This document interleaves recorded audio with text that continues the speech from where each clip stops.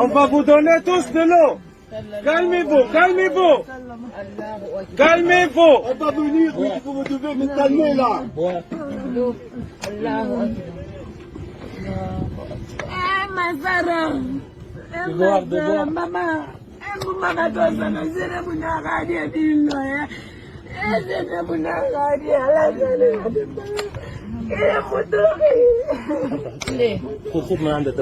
C'est la volonté de Dieu, c'est la volonté de Dieu, madame.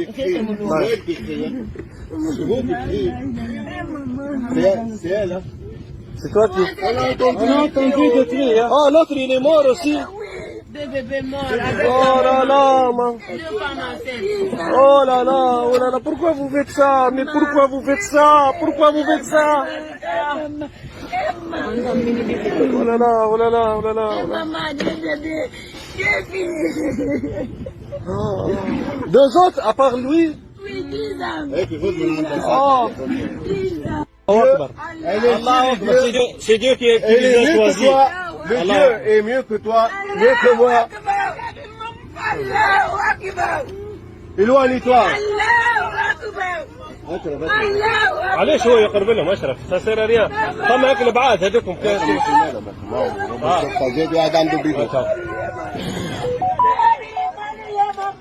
وهذاكم شنو هذاك بالبيدونة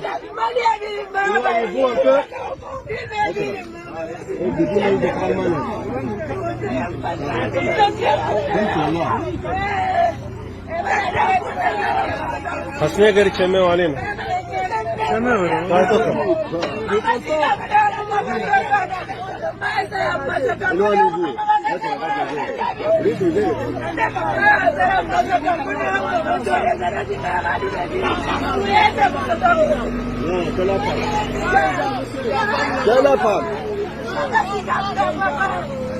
Que la femme.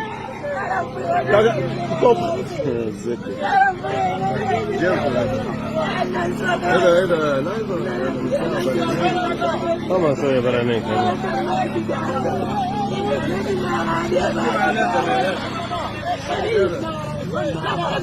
On n'entend rien comme ça. J'entends rien comme ça. I have always been amused by a kind of a paradox. Suppose you go around and ask people. The United States, as you know, before 1914 had completely free immigration. Anybody could get on a boat and come to these shores, and if he landed on Ellis Island, he was an immigrant. Was that a good thing or a bad thing? You will find hardly a soul who will say it was a bad thing. Almost everybody will say it was a good thing. But then I suppose I say to the same people, but now what about today? Do you think we should have free immigration? Oh no, they'll say, we couldn't possibly have free immigration today. Why, that would flood us with immigrants from India and God knows where. We'd be driven down to a bare subsistence level. What's the difference? How can people be so inconsistent? Why is it that free immigration was a good thing before 1914 and free immigration is a bad thing today? Well, there's a sense in which that answer is right. There's a sense in which free immigration, in the same sense as we had it before 1914, is not possible today. Why not? Because it is one thing to have free immigration to jobs. It is another thing to have free immigration to welfare. And you cannot have both. If you have a welfare state, if you have a state in which every resident is promised certain minimum level of income or a minimum level of subsistence, regardless of whether he works or not, produces it or not, well then it really is an impossible thing.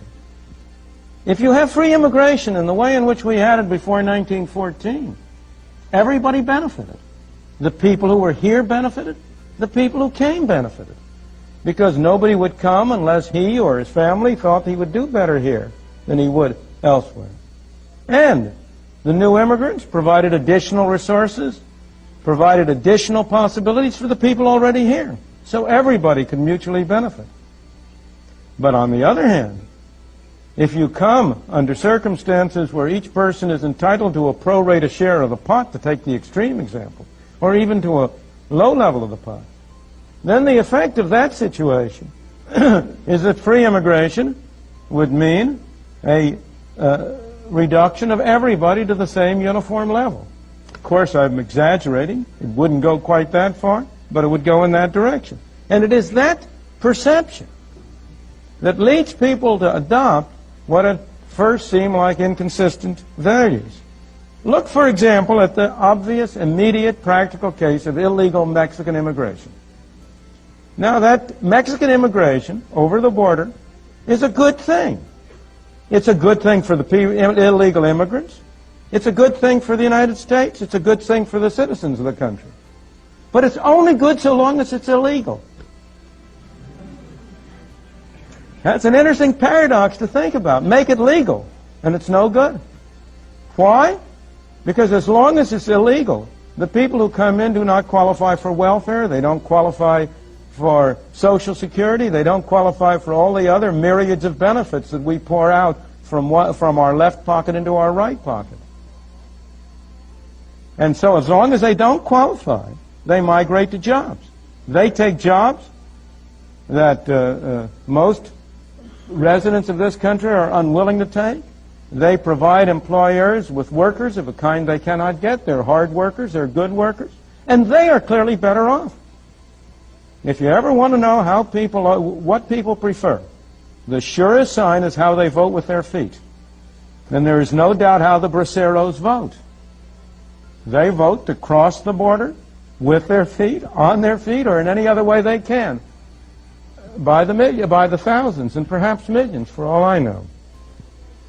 This illegal immigration is fascinating because it shows not only the main point I'm trying to bring out now, how interconnected are the various aspects of freedom, how interconnected is the problem of governmental arrangements for welfare and governmental arrangements for immigration and other things. But it shows a very different point that's kind of a digression. And that is how bad laws make socially advantageous acts illegal, and therefore leads to an undermining of morality in general.